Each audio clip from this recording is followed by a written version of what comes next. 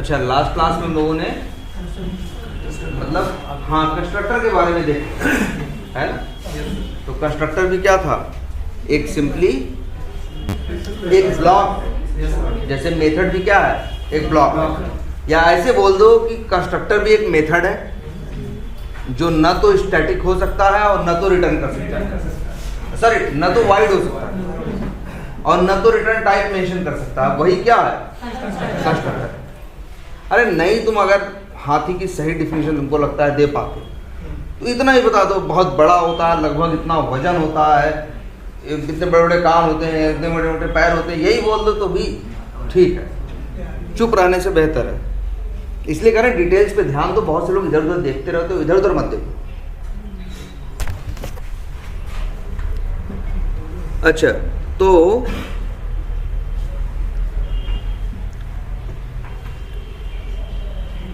तुम लोगों ने ये देखा था कंस्ट्रक्टर और ऑब्जेक्ट के बारे में, तो देख ही रहे है ना। अब हम ये कह रहे थे कि ऑटोमेशन करना है, तो हमने ऑटोमेशन के बेनिफिट्स के ऊपर लास्ट क्लास में बात की। कहीं ना कहीं जो कुछ था, देखो सब कुछ बिजनेस के पॉइंट ऑफ व्यू से है। कुछ भी हम करते हैं, अगर हम भाई देखो कोई हमें पे कर रहा है ना, पहले बात ये काम समझ लो, इसको ऐसे ही मत लो कोई देखो कोई तुम्हें हर घंटे के लिए पे कर रहा है, तो तुम्हें 8 घंटे के लिए पे कर रहा है, तो तुम्हें हो सकता है 8 घंटे का डेली हिसाब देना हो कि 8 घंटे में तुमने क्या किया और क्या नहीं किया। सीधी बात है। तो तुम्हें अपना काम बताना होगा, है ना। और अगर तुम कोई नए काम के लिए बात कर रहे हो कि हम ये काम करेंगे, तो उसके लिए भी तुम्हें जस्टिफिकेशन देना होगा। तुम्हें बताना होगा कि इस काम से कितना फायदा होगा। आखिर टेस्टिंग क्या पहले नहीं हो रही थी, मैनुअल टेस्टिंग हो रही थी ना। फिर कुछ लोग कहे कि ऑटोमेशन करें, उन लोगों ने जस्टिफिकेशन दिया होगा ना कि भैया आप देखो, तो इसीलिए कह रहे हैं ना, उन्होंने एक एक्सेल शीट बनाई होगी। ऊपर बैठे लोग बहुत ज्यादा वो कोई कोड थोड़ी कर रहा है, वो सिर्फ एक्सेल और वर्ड में और मेल कर रहे हैं बस। तो वो एक प्लान कर रहे हैं या वही ये चीज है, फिर उसके बाद वो एक कुछ कैलकुलेशन देंगे कि ये चीज ऐसे होगी तो इतना टाइम लगेगा, ऐसे लगेगी तो इतना टाइम, इतना पैसा लगेगा, ऐसे लगेगी तो इतना पैसा लगेगा। अभी हो सकता है ज़्यादा पैसा लगेगा, लेकिन बाद में धीरे धीरे करके जहाँ कम पैसा लग रहा है हमेशा वहाँ उतना लगता रहेगा, लेकिन जहाँ ज़्यादा लगाया वहाँ शुरू में ज़्यादा लगाया, लेकिन तुम ही कोई सोचो काम, अगर वही काम वैसे कर रहे हो विदाउट कोई मशीन कर रहे हो तो क्या होगा, वो काम सस्ते में होगा। रोज कम पैसा लग रहा है। मशीन की बात करोगे तो एक बड़ी सी मशीन ले आनी पड़ेगी, तो मशीन की एक कॉस्ट होगी कि नहीं, या मशीन को चलाने वाले ऑपरेट करने वालों की कॉस्ट होगी। तुम्हें शुरू में ज़्यादा पे करनी पड़ेगी, लेकिन धीरे धीरे टाइम क्या होगा, बीतता जाएगा। अब मशीन फायदा देना शुरू करेगी और वो काम जो हाथ से किया जा रहा था पहले भी उतना ही टाइम ले रहा था, अब और जिंदगी भर भी उतना टाइम ले रहा है। यहीं से तो कोई मशीन आती है, यहीं से तो कोई ऑटोमेशन आता है। कोई भी काम सोच के देख लो, शुरू में जब वो काम उनसे कराया जाएगा तो उसकी कॉस्ट ज़्यादा होगी किसी मशीन से। कोई काम चाहो ऑटोमेटिक हो जाए तो वो काम शुरू में ज़्यादा पैसा मांगेगा, लेकिन जो वो बताएगा वो ये भी बताएगा तुमको ना, जो सामान अपना जो मशीन वो बेच रहा है वो बताएगा भैया देखो ये अभी तो ज़्यादा पैसा लगेगा, लेकिन टेंशन मत लो, फिर इसके बाद रोज इतना कम पैसा लगता जाएगा। 1.5 साल 2 साल के बाद ऐसा होगा कि वो पैसा क्या हो जाएगा, उनके बराबर पहुंच जाएगा। इसके बाद तो भाई उसका तो रोज ही कम पैसा लग रहा है, हो रहा है, और उसका तो उतना ही लग रहा है जितना पहले लग रहा था। धीरे धीरे करके ये मशीन 1.5 साल 2 साल में फायदा देना शुरू कर। अब जैसे ट्रैक्टर है, खरीदते हो ना, अगर तुम आके ये बताओ कि हमारे पास 1 बिस्सा खेत है या 5 बिस्सा खेत है, तो भाई ट्रैक्टर क्या करोगे, है ना। तब क्या करोगे बताओ ट्रैक्टर, या तो दूसरे का करो। तुम दूसरे का भी नहीं करने वाले, तुम्हारे पास ये टाइम नहीं है कि तुम दूसरे करो, तुम कुछ और करते हो। तो बस 5 बिस्सा खेत है, तुम क्या ट्रैक्टर खरीदोगे, नहीं खरीदोगे ना। हर चीज ROI देखते हो ना यार, जब जितना इसमें लगाएंगे 6 लाख 7 लाख 8 लाख का खरीद के लाएंगे, अगर मेरे पास 5 बिस्सा खेत है, इसकी जिंदगी भर जुताई करवाए तो भी इतनी ही कॉस्ट आएगी, तो हम क्यों ले आए, है ना। तो ऐसे यहां भी है, कोई भी काम हो, देखो बिजनेस का तरीका नहीं बदलता, चाहे वो चाय की दुकान हो और चाहे बहुत बड़े बड़े कारपोरेट बिजनेस। जब भी कोई चीज़ नई इंप्लीमेंट करनी होती है तो सामने वाला कोई भी जो इंप्लीमेंट करने की बात करता है वो हमेशा बात करता है किसकी, ROI, रिटर्न ऑन इन्वेस्टमेंट। नई चीज़ इन्वेस्टमेंट मांगेगी, लेकिन वो ये रास्ता बताएगी कि एक टाइम के बाद हम फायदे में हो जाएंगे और ये चीज़ जो आप कर रहे हो ये क्या करती रहेगी, ये हमेशा आपको उतना ही घाटा 10 साल तक देती रहेगी। हम 2 साल तक तो घाटा उठाएंगे, लेकिन 2 साल के बाद क्या होगा, हम डेली आपके लिए सेविंग कराएंगे। सेविंग कराएंगे मतलब क्या, डेली आपको कमा के देंगे। भाई वही काम वहाँ रोज $100 में हो रहा है और ये मशीन जो है इसके बाद रोज $40 लेगी, $30 लेगी, तो रोज $100 की बचत तो हो रही है कि नहीं। सब कुछ ऐसे ही कैलकुलेट होता है, ठीक है। तो ऑटोमेशन यही था कि ऑटोमेशन किया है, लेकिन ऑटोमेशन करने के टाइम पे ये भी ध्यान दिया जाए कि जहां कोई चीज लॉन्ग रन में बड़ी हो वहां ऑटोमेशन किया जाए, जहां बहुत कुछ छोटा हो वहां ऑटोमेशन करने की जरूरत नहीं। ये बात समझ में आई। अब इसके बाद एक नई बात होती है। बहुत जगह क्या होता है कि एप्लीकेशन में ध्यान देना, बहुत जगह क्या होता है कि एप्लीकेशन में टाइम पे चेंजेस आते हैं। या जैसे सोचो एक एप्लीकेशन है, कोई एक सॉफ्टवेयर है, वो नया बन रहा है।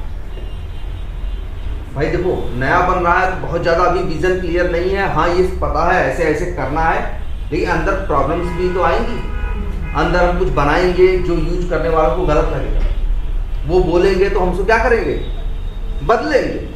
शुरू में जैसे एक वर्ड इस्तेमाल करोगे चेंजेस, शुरू में चेंजेस या बदलाव की पॉसिबिलिटी सबसे ज़्यादा होगी। भाई हम किसी के लिए काम कर रहे हैं ना, उसने कहा हमने बनाया और बनाने के बाद हमने बना के दिया, उसने कहा यार ये तो ठीक है लेकिन इसमें देखो ये सही किया, ऐसे हम तो ये वाला हम ऐसे चाह रहे हैं, इसको हम ऐसे चाहते थे, यहाँ तो हम ये चाह रहे थे। इस तरह की समस्याएं आएंगी। या ये कहेगा यार ठीक है तुमने बनाया तो ऐसे जैसे हमने कहा था, लेकिन तब भी बदलो यार, ये चीज ऐसे रहे तो हमको अब यूज करने वाला पता चल रहा है। भाई जो कस्टमर है, जो इस्तेमाल करने वाला है, उसके लिए तो सब कुछ नया है। उसने तो बोला हमें कि भाई ये चाहिए, हमने बना के भी दे दिया, फिर उसी को लगने लगा यार ये बोला तो था लेकिन ये उतना अच्छा नहीं है। अगर ऐसे हो जाता तो भाई उसका दिमाग तब और काम करने लगा, जब चीज उसके पास सामने बन के आई और उसको क्या करने लगा, इस्तेमाल करने लगा, तो यार इसको ऐसे बदल दो। तो जिसे कहते हैं कि जब भी कोई चीज कोई फंक्शनलिटी है, भाई देखो सॉफ्टवेयर क्या है, एक फंक्शनलिटीज का ही तो वो है संगम है। बहुत ढेर सारी फंक्शनलिटीज भाई एक सॉफ्टवेयर में आती होती है, ये भी होता है, उससे वो भी होता है, वो भी होता है। भाई देखो फ्लिपकार्ट है, प्रोडक्ट सर्च भी कर लेते हो, ये भी कर लेते हो, वो भी कर लेते हो, है ना, लाइक भी कर देते हो, विश लिस्ट में भी ऐड कर देते हो, तरह तरह के ऑप्शन है कि नहीं, पेमेंट कर भी लेते हो, ऐसा भी नहीं है सर्च कर लिए तो पेमेंट करना जरूरी है, मन करे तो छोड़ भी देते हो, हर तरह की चीज देता है कि नहीं देता। तो ढेर सारी फंक्शनलिटीज बनाई गई, वो एक दिन में नहीं बनी। उनके लिए भाई फंक्शनलिटीज बनाई गई, तोड़ी गई, तो पता चला शुरू में 300 फंक्शनलिटी बना दी और लिख दी गई। हमें चाहिए क्या भाई, इतना आसान है ना, लिखने में टाइम बहुत थोड़ी लगेगा, लेकिन उसको करने में टाइम लगेगा ना। तो भैया आप बनाएंगे तो ऐसा थोड़ी है तुमने 300 फंक्शनलिटी लिख दी या 300 चीजें लिख दी, हमें चाहिए तो हम 300 बना ही देंगे। तो हम कहेंगे ना भाई हमारे पास इतने बंदे हैं, इतने मैनेज हो पाएंगे, 8 बंदे, हम 8 बंदे, आप कह रहे हो 8 बंदे में चाहिए, 6 बंदे चाहिए, तो हम बताएंगे ना 8 बंदे हैं तो एक दिन में हम एक स्प्रिंट रखेंगे, एक टाइम ड्यूरेशन रखेंगे, एक साइकिल रखेंगे 3 हफ्ते की या 4 हफ्ते की, इतने में आपको इतना काम दे पाएंगे। पता चला 300 है, 300 में से हमने कहा भैया हम एक बार में क्या करेंगे, आपको 15 दे पाएंगे। आपने 6 बंदे लगाए हैं तो हमने 15 आपको हर 3 हफ्ते पे बना के देंगे। अब सोचो 30 महीने का 300 है ना, तो 20 महीने का काम तो अभी रखा है तुम्हारे साथ, ये जो तुम्हें करके देना है। लेकिन तुम क्या करोगे, अब थोड़ा थोड़ा करके देते जाओगे, वो थोड़ा थोड़ा करके क्या करता जाएगा, इस्तेमाल करता जाएगा। चेंजेस वो थोड़ी करेगा, वो इस्तेमाल करता रहेगा। अगर उसको अच्छा बुरा कुछ भी लगेगा तो अपना व्यू है, जो चीज कहा था वो नहीं हुई है तो बताएगा, या जो चीज कहा था वो हुई है लेकिन फिर भी वो कुछ अलग चाहता है तो वो बताएगा। अगर जो चीज कहा था वो नहीं हुआ है तो वही डिफेक्ट है। ये एक्सपेक्टेड ऐसा था भैया, एक्चुअल ऐसा है, तो ये क्या है, डिफेक्ट। अब कई बार ऐसा होगा कि जो चीज कहा था वो बनाई भी वैसी गई है, लेकिन उसे लग रहा है कि थोड़ा अलग चाहिए, तो क्या होगा, इम्प्रूवमेंट होगा। इस चीज को थोड़ा क्या करो, इम्प्रूव करो, है। या फिर ऐसा होगा, कोई चीज होगी जो कहेगा हाँ इतना सही बना है, ये चीज नहीं बनाओ। हमेशा बिजनेस बताएगा हमें 300 चीजें शुरू में, तो एक बार में 15, 16, 18 जैसी जितने टीम के लोग हों, जितने आदमी हों, जो टेक्नोलॉजी हो, जो चीज है, जो काम कर रहे हैं, तो हम लोग बता देते भैया इतना इतना इतना, और फिर वही उतना ही हम लोग हर बार करेंगे। एक मान लो एप्लीकेशन शुरू किया, तो भाई क्या हायर करने हैं, डेवलपर और टेस्टर। डेवलपर भी हायर किए गए और टेस्टर भी। मान लो 5 डेवलपर हायर किए गए और 2 या 3 टेस्टर। शुरू में मान लो कम किए गए, ये प्लान किया गया कि 6 महीने बाद टेस्टर्स बढ़ाए जाएंगे। शुरू में 5 डेवलपर और 2 टेस्टर, 7 लोग की टीम बन गई, काम करना शुरू। उन 2 में से भी एक मैनुअल वाला था और एक ऑटोमेशन। हमारा भी प्लान यही था, एक से मैनुअल कराएंगे और एक से क्या कराएंगे, ऑटोमेशन। सही प्लान था। अब काम शुरू हुआ, आ गई रिक्वायरमेंट आई, प्लान हुआ 300 में से 15 उठाई गई कि भैया ये 3 हफ्ते की स्प्रिंट है, इसमें ये 15 फंक्शनलिटीज हमें या स्टोरीज कवर करनी है। अब बात होने लगी, रिक्वायरमेंट आई, रिक्वायरमेंट एनालिसिस भी है ना, सब कुछ हुआ। टेस्टर डेवलपर डेवलपमेंट करने लगा, टेस्टर टेस्ट केस लिखने लगा, सब कुछ होने लगा जैसे प्रॉपर चलता है। अब ऑटोमेशन वाला क्या है, तो वो उसने कहा भैया हम भी ऑटोमेशन करेंगे, तो हम भी अपनी रिक्वायरमेंट जो है हम भी शुरू से एनालाइज करेंगे, पढ़ेंगे, सब कुछ करेंगे और ऑटोमेट करेंगे। अब टाइम की बात की गई, तो मैनुअल टेस्टर ने कहा भैया कि हम लिख देंगे टेस्ट केस जितने को, इतनी 15 फंक्शनलिटी है, शुरू में नहीं है भाई। जब शुरू भी हो रहा है तो रिग्रेशन तो है नहीं, अभी तो सब कुछ क्या है। तो उसने कहा भैया हम 15 हैं, हम टेस्ट कर देंगे, हम इसको एनालाइज भी कर लेंगे और इसके ऊपर क्या लिख देंगे, टेस्ट केस। और दूसरा वाला बंदा कहा कि भैया टेस्ट केस तो ये लिख रहा, ये लिखेगा, हम क्या करेंगे, ऑटोमेट। अब वो तो उसकी स्पीड तो ज़्यादा है, वो तो इंग्लिश से फटाफट लिखता चला जा रहा है कि भैया ये फंक्शनलिटी है, इसमें इतना करना है, ये टेस्ट करना है, ये नहीं करना है, वो सब कुछ फटाफट लिखते चला गया। लेकिन ऑटोमेशन वाला तो फटफट नहीं लिख सकता, उसे तो कोड करना है। अब वो कोड करना चालू करेगा, तो वो भले 15 ऑटोमेट वो सारी टेस्ट केस लिख दे, लेकिन ये 15 ऑटोमेट नहीं करता। ये मुश्किल से 4-5 कर दे तो बहुत बड़ी बात, या 3-4 ये कर दे। चलो ये प्लान हुआ कि नहीं भैया ऑटोमेशन वाले, भाई मैनुअल की स्पीड ज़्यादा होती है शुरू में, और ऑटोमेशन वाले और क्या किए जाए, बढ़ाए जाए, है ना। तो ऑटोमेशन के 2-3 लोग और बुला लिए। अब वो 15 आप लिखता और ये 15 क्या कर देते, 1-3-4 मिलकर उसको क्या कर देते। अभी क्या हो गया, 5 डेवलपर थे और 5 टेस्टर, एक मैनुअल का था और 4 ऑटोमेशन के थे, और सारी चीज मैनुअली टेस्ट भी होने लगी और ऑटोमेट भी होने लगी। भाई 3 हफ्ते बीत गए, चली गई बिल्ड, भाई क्लाइंट के पास पहुंची, उसने देखा, इस्तेमाल करना शुरू किया। उसने फिर कुछ चीजें बताई, यार ये चीज नहीं सही चल रही, या चीज जो हम कहे थे वैसा तुम नहीं बनाए हो, तुम गलत सोच लिए। दूसरी चीज, या तो ऐसा कि भैया हाँ ये सही बनाए हो लेकिन हमको इसको अलग चाहिए। उसने 3-4 तरह की बातें की। तो अब क्या होगा, डेवलपर भाई क्लाइंट है, पैसा वही दे रहा है ना, मना थोड़े दिन करेगा, बकवास मत करो भाई, हमें तो पैसा दे रहा है वो टाइम के हिसाब से, जो कराए वो तो भाई हमसे बात करेगा। हमने कहा अच्छा ठीक है, हमारी कंपनी से हमने कहा कि हाँ ठीक है हम करेंगे। अब हमें क्या करना है, शुरू में चीज़ थी, उसको बहुत अंदाजा नहीं था, तो बहुत चेंजेस बहुत ज़्यादा था। तो हुआ कि भैया ये चेंज करना पड़ेगा, डेवलपर है, एप्लीकेशन है, तो बढ़ जाएगा, क्या बढ़ जाएगा भाई, वही सोचो भाई कि एप्लीकेशन आ गया वापस, डेवलपर भाई टाइम बढ़ जाएगा, बढ़े, वो कोई पे कर रहा है, हम क्यों नाटक करें, हमें तो तुम घंटे के हिसाब से पे कर रहे हो, हमें तो है मेरा, हम काम करते हैं, हफ्ते में 40 घंटे का पैसा तुम मेरी कंपनी को दो, बात खत्म। तुम हमसे कहो रोज इसको यहाँ रखो, फिर कहो अगले दिन वहाँ यहाँ रखो, हम रखेंगे यार, हमें पैसा दे रहे हो ना। नहीं ठीक है, लेकिन तो क्लाइंट लोग भी यही चल लेगा, आपने ये लेके आया तो फिर तो ये भी हो सकता है, होगा तो होगा भाई कि रिक्वायरमेंट सही से लिखो, या शुरू में ऐसा बिल्कुल हो सकता है, सामने वाला भी जानता है भाई हम लोग नए हैं, आपस में पहली बार बात कर रहे हैं, हो सकता है हमारे बोलने और समझने में अंतर आ जाए, लेकिन ये शुरू में रहेगा।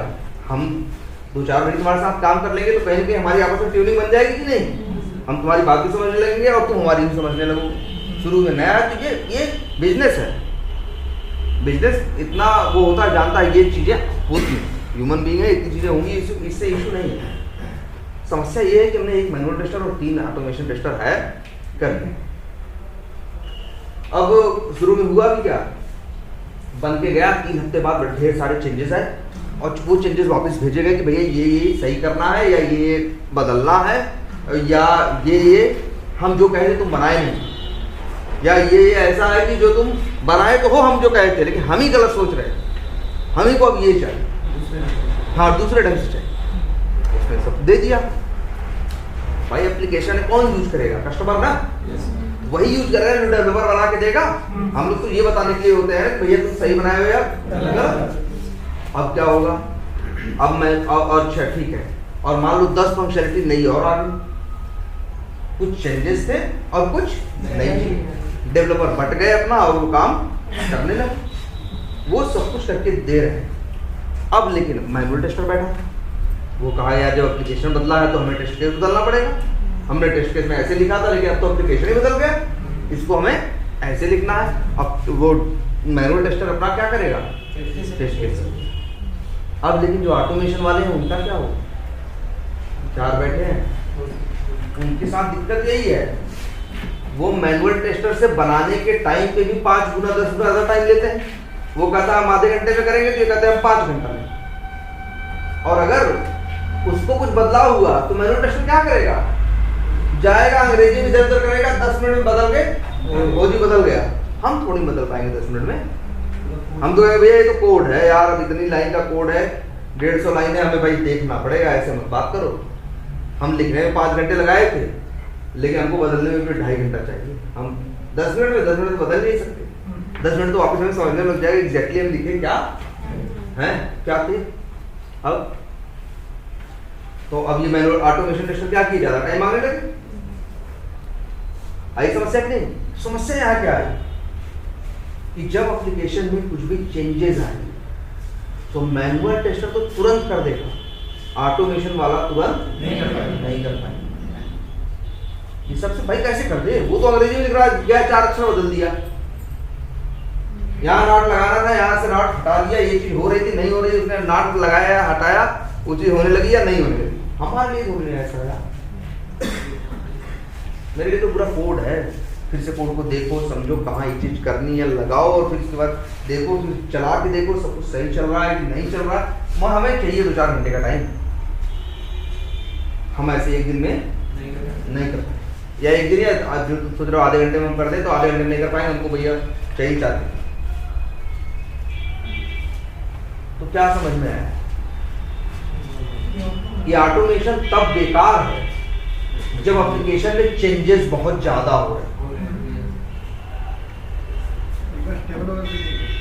भाई भैया अगर यही चीज सोचो, 1-8 साल प्रोजेक्ट चल चुका होता, 1-8 साल तक ऑटोमेशन का कोई नामो निशान नहीं होता, सिर्फ मैनुअल हो रहा होता। ऑटोमेशन क्यों है? अच्छा एक चीज ये भी सोचो, मान लो एक नई फंक्शनलिटी है, अभी एप्लीकेशन 4 साल से चल रहा है, एप्लीकेशन कितने साल से चल रहा है, 4 साल से, और 8 नई फंक्शनलिटी इस बार आ गई। मैनुअल टेस्टर है और साथ में कौन है, ऑटोमेशन वाले। ऑटोमेशन वालों से कहा गया तो उन लोगों ने जैसे ही आया ऑटोमेट किया। यार कोई भी चीज जब नई है तभी उसमें चेंजेस की पॉसिबिलिटी बहुत सबसे ज्यादा होती है। अगर कोई चीज हम 2 साल से यूज कर रहे हैं तो उसमें चेंजेस की पॉसिबिलिटी क्या बहुत कम है ना। भाई कोई चीज नई होगी, भाई नई है तो हम सोच रहे थे ऐसा, हमको लगा नहीं ऐसा। अब हमें 2 साल से हम यूज कर रहे हैं तो हम ऐसा क्यों सोचेंगे, है ना। इसी चीज में चेंजेस की पॉसिबिलिटी सबसे ज्यादा कब होती है, जब वो चीज क्या होती है, नई।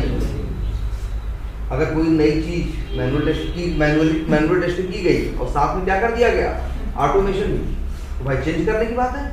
मैनुअल वाला तो तुरंत कर लेगा, लेकिन ऑटोमेशन वाला कहेगा हमें।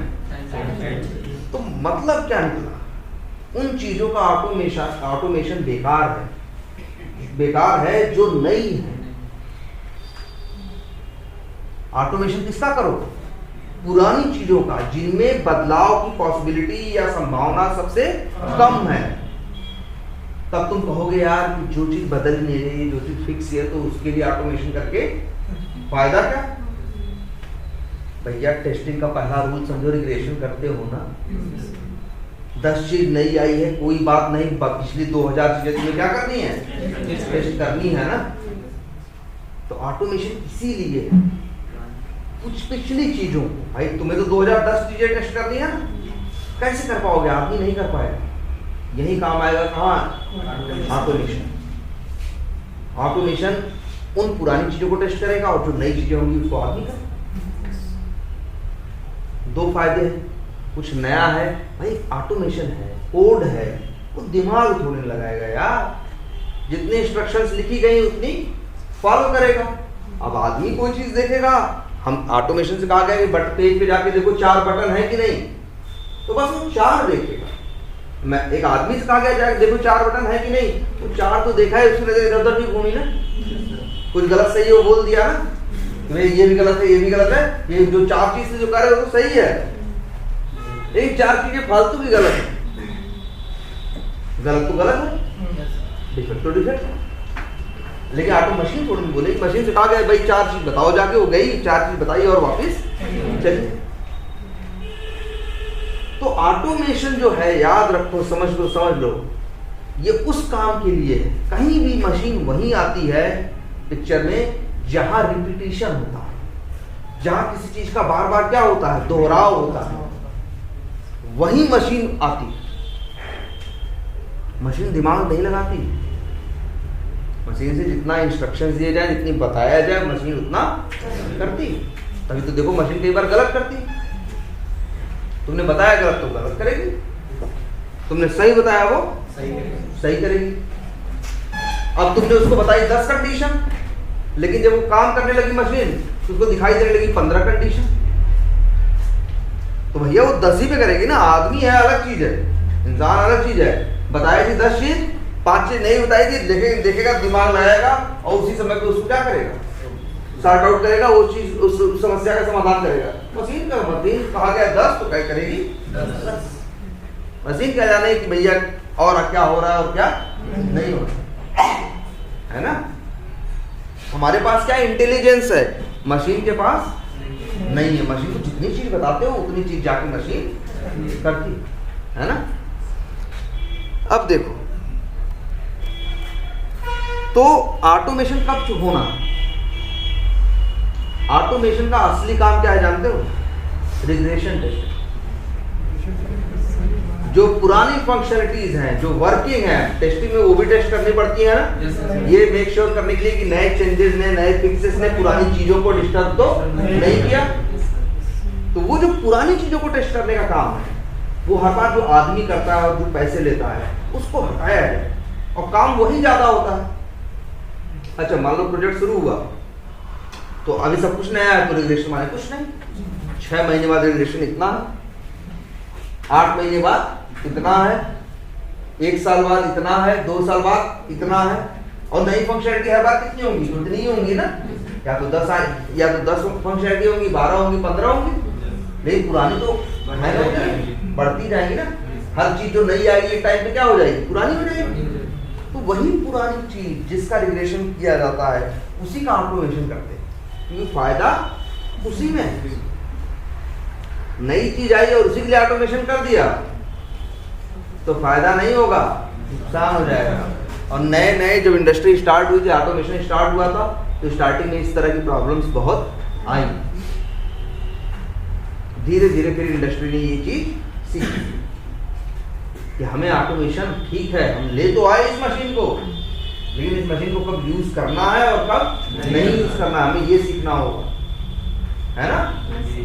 और फिर हमें यूज करना ही है कि नहीं करना है, ये भी देखना होगा, है ना। और मशीन हम पहले क्यों ले आके रख दें जब काम साल भर बाद होगा? हम तो अपना पैसा ब्लॉक कर दिए ना, तो मशीन भी हम तब लाएंगे जब क्या होगा, जब जरूरत होगी। 1 साल बाद ही लाएंगे मशीन। इसीलिए ऑटोमेशन जो होता है हमेशा मैनुअल के पीछे चलता है। भाई मैनुअल टेस्टर नई फंक्शनलिटीज पे काम कर रहा होता है, ऑटोमेशन नहीं कर रहा होता, वो कहीं पीछे काम कर रहा होता है। उसका फोकस सिर्फ रिग्रेशन पे होता है।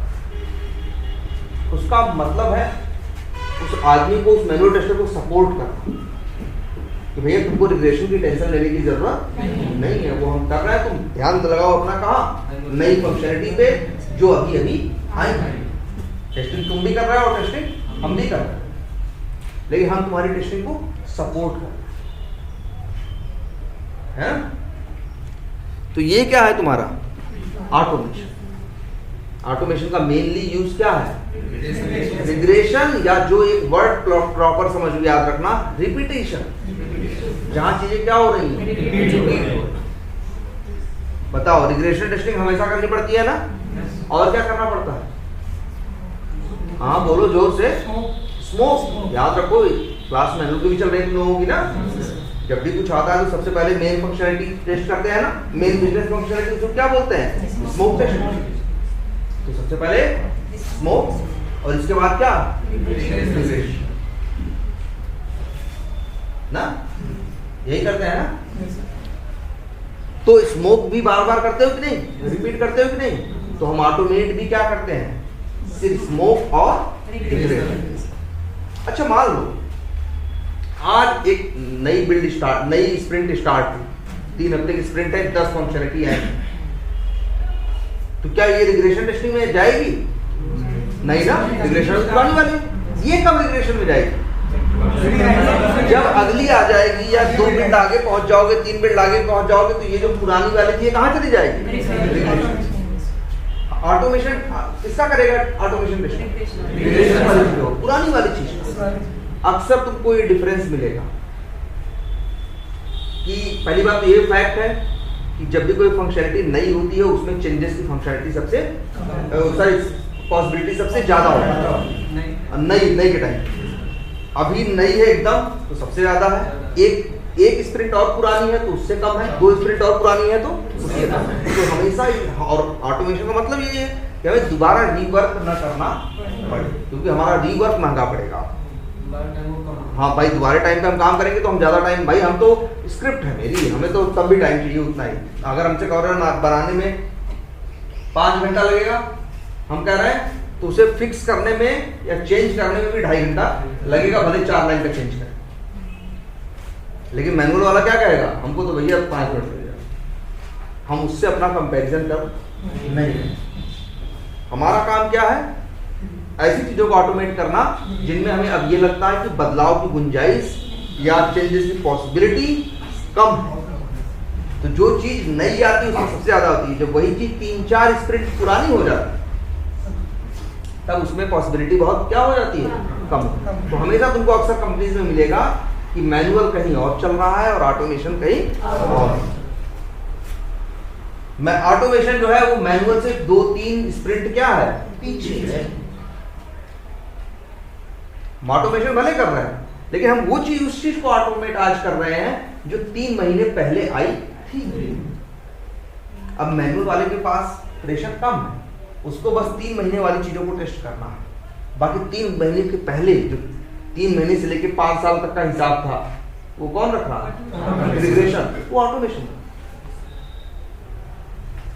आई बात समझ में, इसलिए ऑटोमेशन चाहिए, बेवजह नहीं।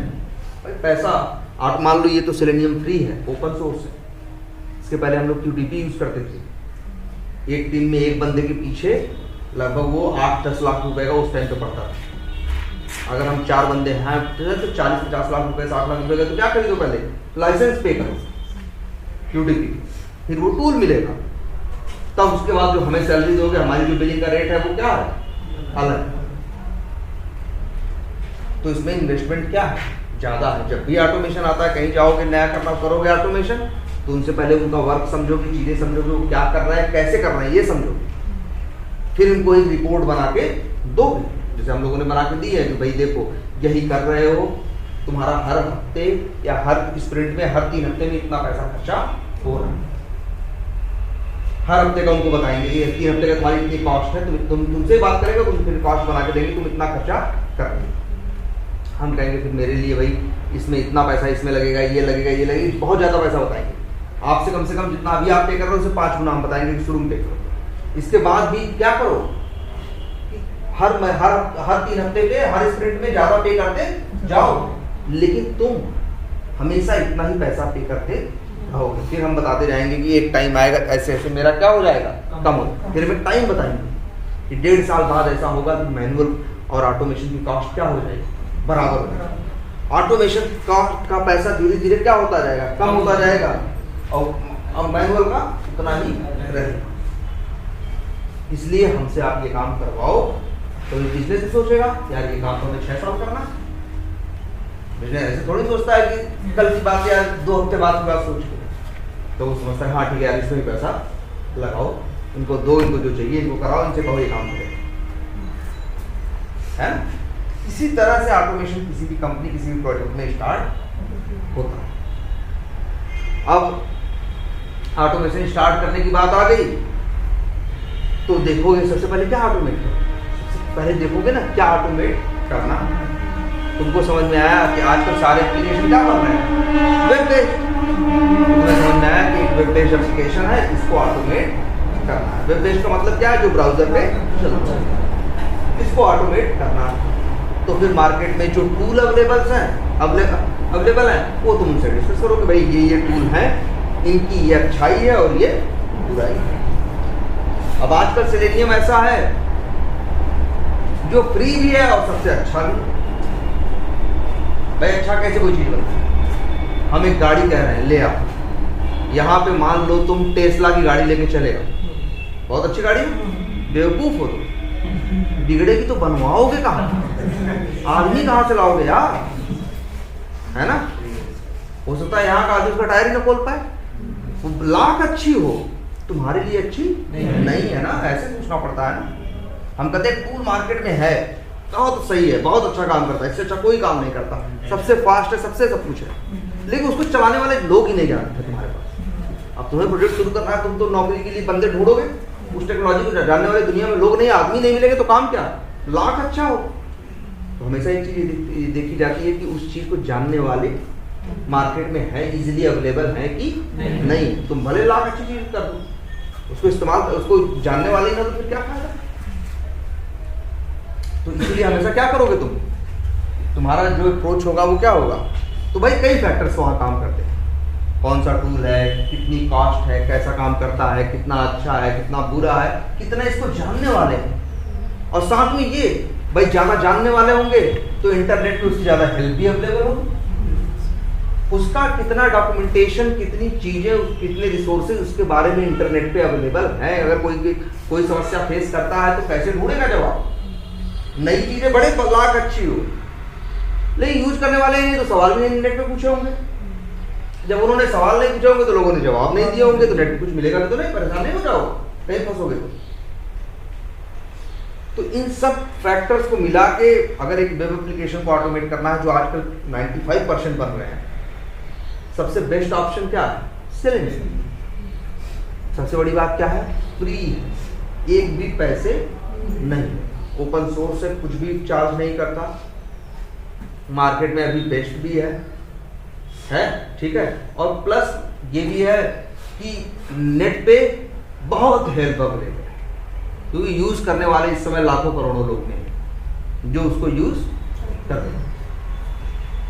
तो कोई एक टूल तुम भी क्या करो, यूज करो। ऑटोमेशन ऐसे ही होता है, पहले बताया बिजनेस का प्लान, पहले फिर बताया फायदा नुकसान, जब वो तैयारी हुआ तो फिर उसको दे दी रिपोर्ट कि भैया ये ऑप्शन अवेलेबल है, बताओ तुम्हें क्या चाहिए। कई बार वो कहेगा तुम बताओ यार तुम्हारे हिसाब से क्या बेहतर, तो भाई हमें जो लगता है हमें को यूज करना है आगे 4 साल ना, तो जो बेहतर होगा हर चीज में हम उसी हिसाब से बताएंगे भैया ये चीज है। तो हमने चुना क्या, सेलेनियम। और फिर अब सेलेनियम पे ऑटोमेशन करने की बात आई। इतनी पहले कसरत हो जाती है 2 महीने भर की, ठीक है, महीने 2 महीने की, तब कहीं जाके काम स्टार्ट होता है। है ना? ठीक है, चलो अच्छा 2 मिनट बाद बताते हैं आगे। पानी पी एक्चुअली वर्क कैसे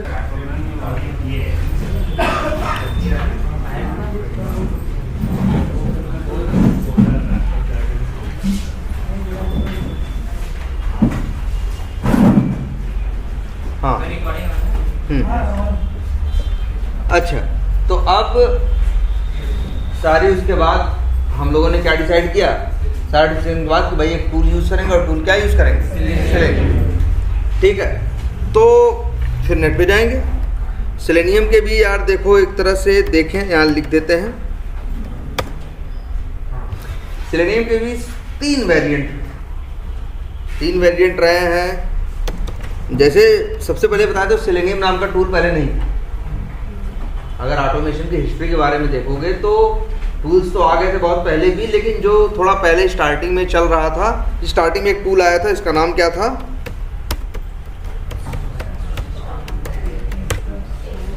एस्ट्रा क्विक टेस्ट। ये 98 वेट के आसपास आ गया।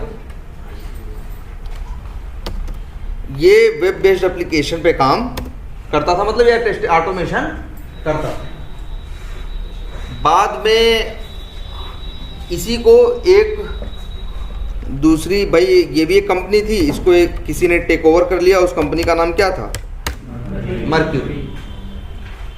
तो मर्क्यूरी ने क्या किया कि एस्ट्रा क्विक टेस्ट इनके टूल को टेक ओवर, भाई कंपनी खरीद ली तो तुम्हारी सारी प्रॉपर्टी भी मेरी, तो ये टूल भी ले लिया भाई, इसीलिए खरीदी थी इस कंपनी को, इसके पास ये टूल था, कहा कि ये हमें था।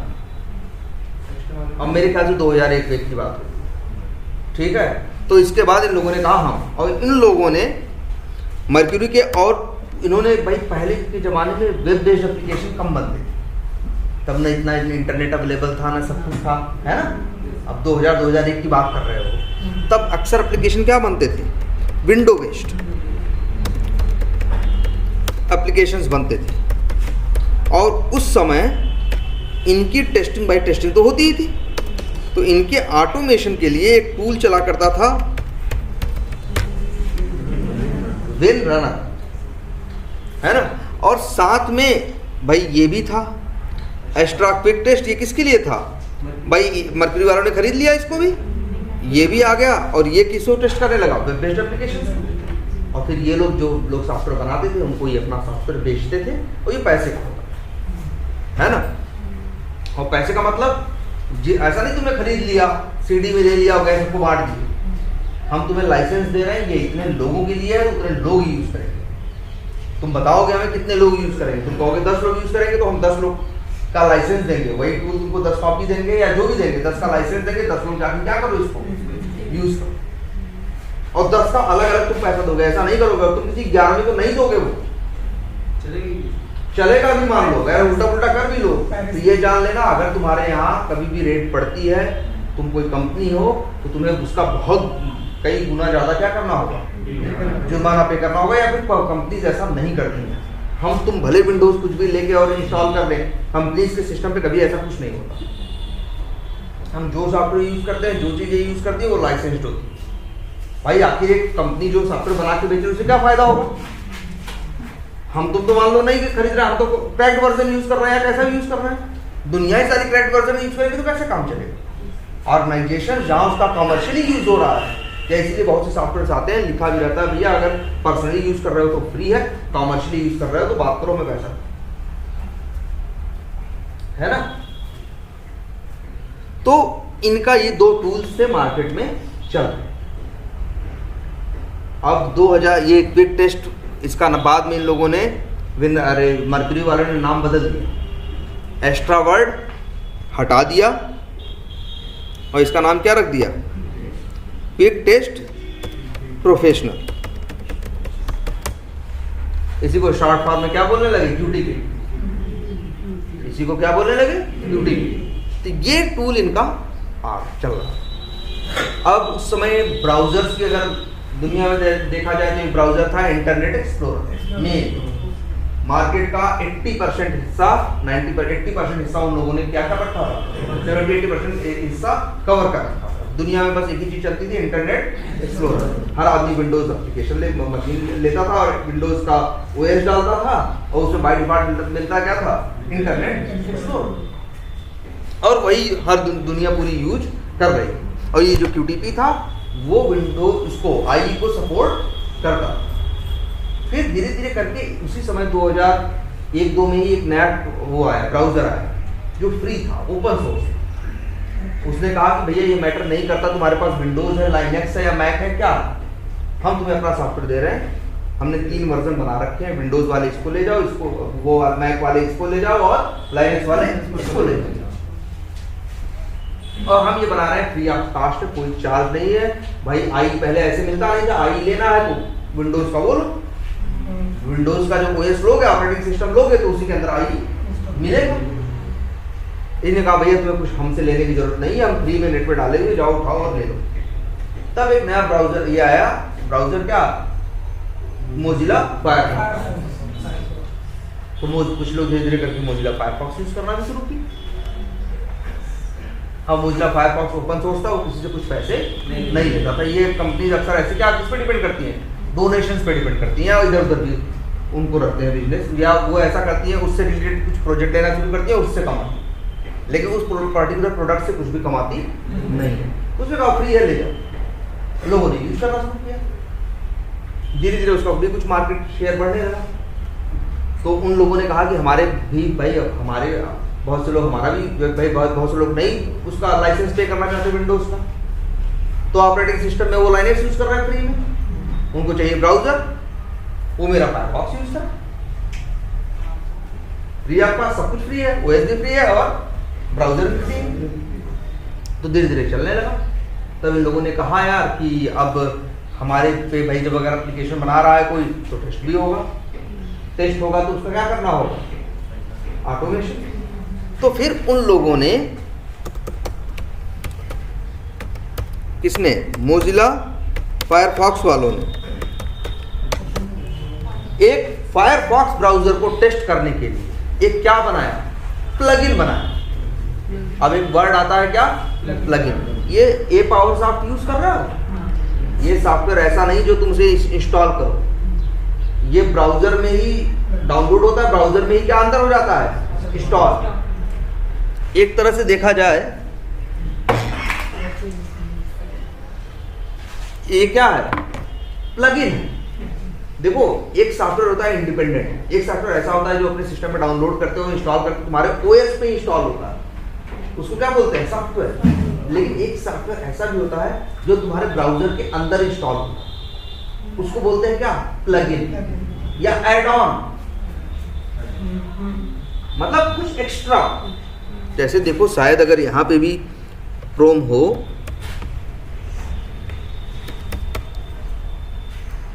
क्रोम नहीं है,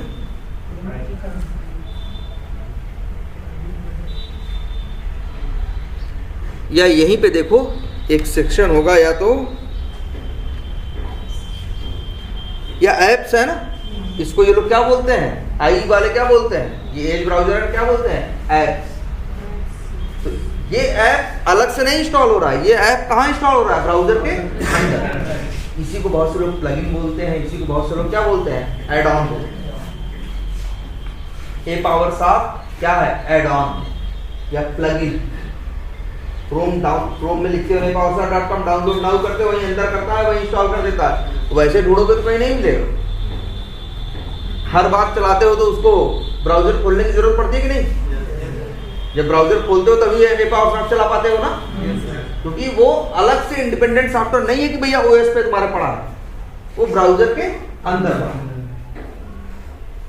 तो ऐसे ही इन लोगों ने एक नया एड ऑन बनाया, जिसको एड ऑन बोल दो या प्लगइन बोल दो, इन लोगों ने बनाया, उसका नाम रखा क्या,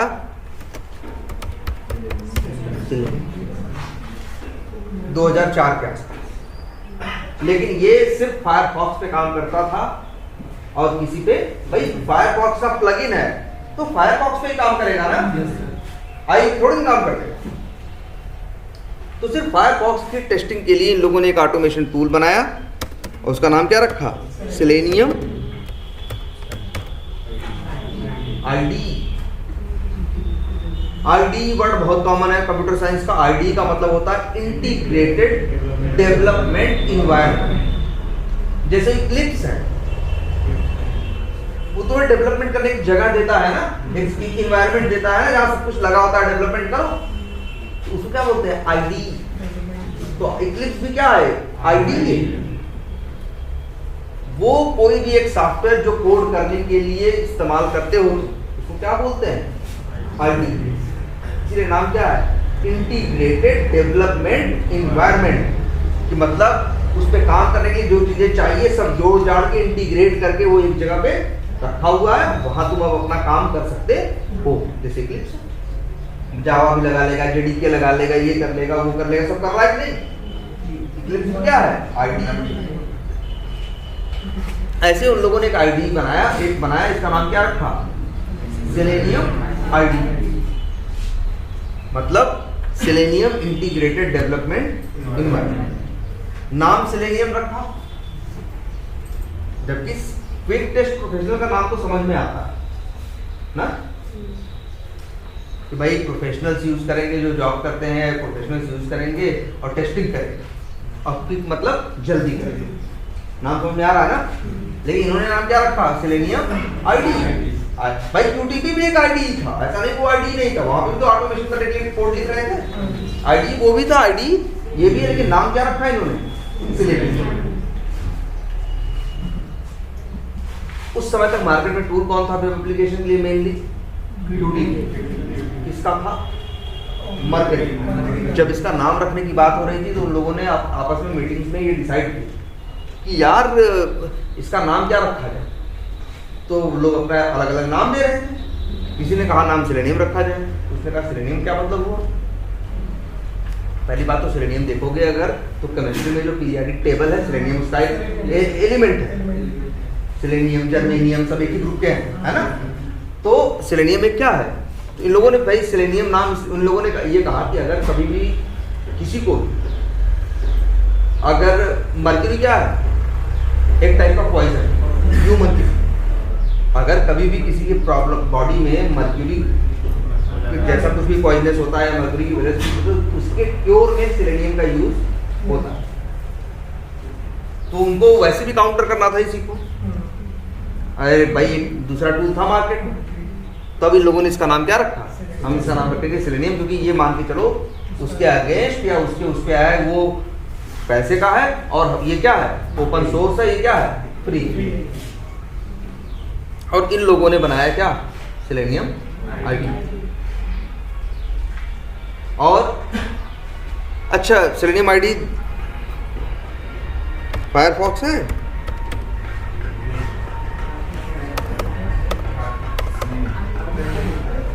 आई थिंक इसके लिए सेलेनियम आईडी अभी नहीं आता, या देखें शायद आता। अब तो नाम बदल गया उसका भी।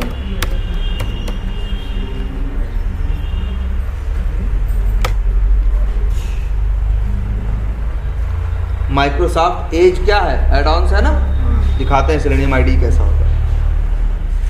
अब तो बहुत बदल गया होगा पहले से। देखो क्या है? ऐड एक्सटेंशन ना, ये नया सॉफ्टवेयर, बस ये प्लगइन है, डाउनलोड करके इसी में क्या कर देगा? ऐड कर देगा। लेकिन प्लगइन बिना मेन सॉफ्टवेयर के नहीं चलेगा जिसका वो प्लगइन है। जैसे ये अगर प्लगइन किसका है? एज ब्राउजर का, तो एज ब्राउजर पे इंस्टॉल होगा और एज ब्राउजर जब चलाओगे तभी ये काम करेगा।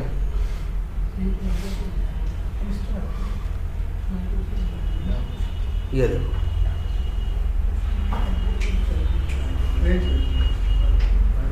आई थिंक हो गया। यहाँ देखो ऐसे लिख के आ गया ना सेलेनियम आईडी, अब तुम्हारे पास ये अवेलेबल है। और 3-4 ऑप्शन दे रहा है, रिकॉर्ड, ओपन, क्रिएट और क्लोज। तो हम लोग कौन सा ऑप्शन यूज करें?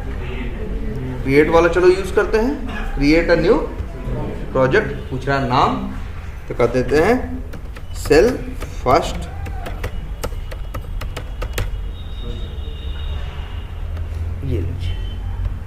ये यही है वो टूल आईडी यहीं पे तुम कुछ ऑटोमेशन कर सकते हो। क्लियर है ये? तो आसान था ना। फिर देखो यहाँ पे अब तो आ ही गया है, क्लिक करो, पूछा। अच्छा, ऑटोमेशन जब शुरू में आया सुजाता किस कंसेप्ट के साथ आया, अब ऑटोमेशन कैसे किया है? तो ऑटोमेशन के लिए क्या करना होगा? कोड। और शुरू में जिन्होंने ये टूल बनाया इन्होंने ये कह के नहीं बेचा कि आपको कोड करना। उन्होंने देखा यूज करने वाले हैं टेस्टर्स जो कोड करते नहीं। अगर हम उनसे कहेंगे ये चीज लो और भाई जिसको भाई बेचेंगे किसको? मेरा टूल है, हमें बेचना है, तुम अपनी कंपनी के किसी सीनियर पोजीशन पे हो, तुमसे आके बात करेंगे ना और तुमको बताएंगे भैया मेरा टूल है, ऐसे ऐसे कोड करोगे, टेस्टिंग करेगा। तुम कहोगे कोड? मेरे यहाँ तो 5 टेस्टर है, 6 टेस्टर है, कोई कोडिंग जानता ही नहीं, हमें नहीं दिए भैया तुम्हारा ले जाओ, हम ले हम क्या करेंगे? अगर लगा भी देंगे तो टाइम खराब होगा, कोई फायदा नहीं है। तब फिर ये बात आई, डेवलपर रखे तो फिर फायदा क्या होगा? बनाने के लिए भी डेवलपर रखे, कोड करने के लिए भी डेवलपर रखे। ये तो अजीब ड्रामा बता रहे हो, टेस्ट करने के लिए टेस्टर रखे, तुम बेवजह की बात बता रहे हो, इसमें कोई फायदा नहीं रहा। तो जो बेचने वाले हैं वो ये कहे ही नहीं शुरू में कि आपको कोड करना। उन्होंने कहा ये टूल बनाना बहुत आसान है। यूटीपी के साथ भी यही था और सेलेनियम वालों के साथ भी यही था। इसमें कुछ नहीं है, देखो ऊपर लिखा हुआ है ना, क्या लिखा है? Record a new test in a new project. इन्होंने कहा कि आप इस ऑप्शन को क्लिक करो, इसके बाद जो टेस्टिंग करनी है आपको, उस टेस्टिंग के काम मैन्युअली हाथ से करते जाओ, और तुम करते जाओगे, हम तुम्हारे लिए खुद ही कोड करते चले जाएंगे।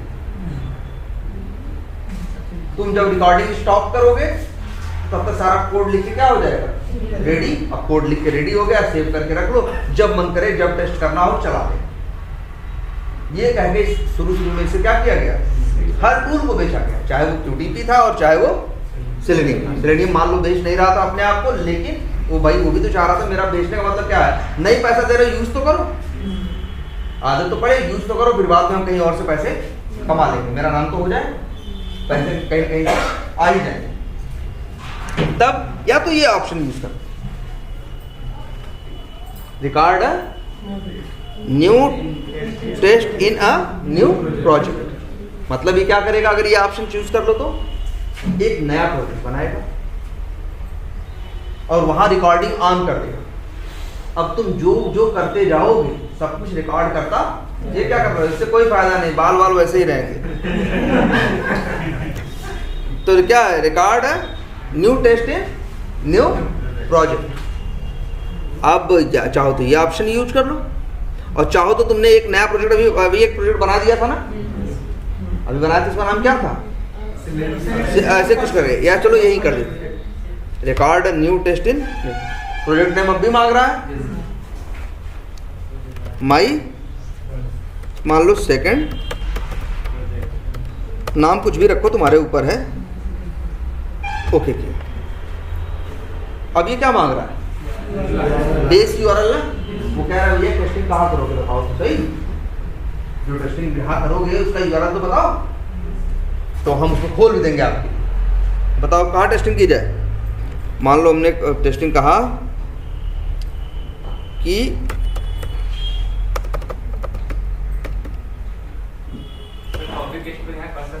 बिल्कुल कर सकते हो।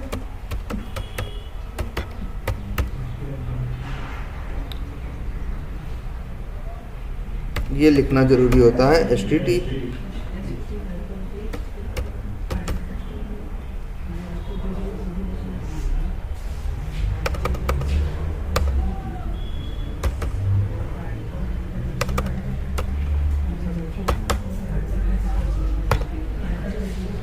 देख रहे हो ये बटन क्या हो गया है? स्टार्ट रिकॉर्डिंग नाम की बटन इनेबल्ड दिख रही है, इस पर क्लिक करो तो इसने फ्लिपकार्ट खोल दिया। यहाँ पे मान लो हम ABCD यूजर नेम डालते हैं, @xyz.com और कुछ पासवर्ड डालते हैं और लॉगिन बटन पे क्या करते हैं? क्लिक करते हैं। अभी गलत है तो नहीं लॉगिन होगा, लेकिन जो भी हुआ। अब जरा इधर आके देखो क्या हुआ। यहाँ कुछ लाइनें अपने आप आ गई ना, हमने तो नहीं लिखी।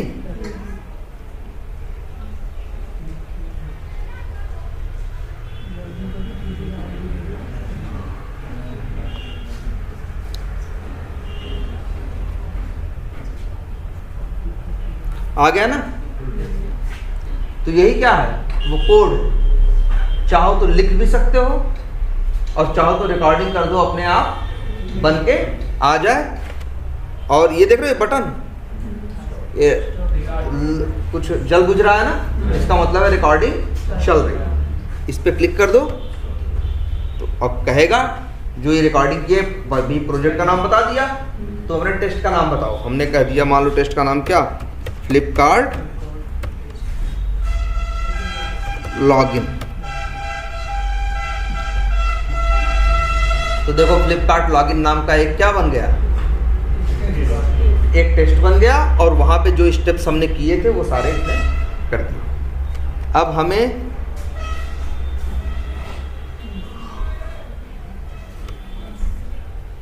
इसे चलाना हो तो ये प्ले बटन देख रहे हो, बस प्ले बटन चलाएं, प्रेस करेंगे, देखो जो जो किए। अच्छा ये सेव पासवर्ड है, नेवर करो। अच्छा यहाँ पे आ गया था, फिर से चलाओ।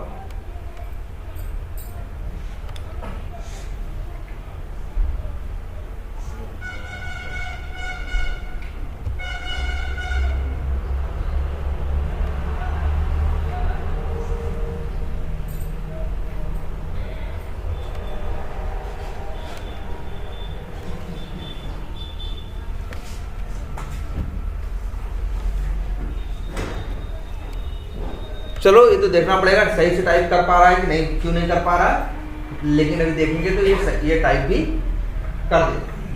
मतलब जो तुमने किया इसने क्या कर दिया, रिकॉर्डिंग कर दी, और बाद में जब प्ले बटन पे क्लिक किया तो इसने क्या कर दिया, चला दिया।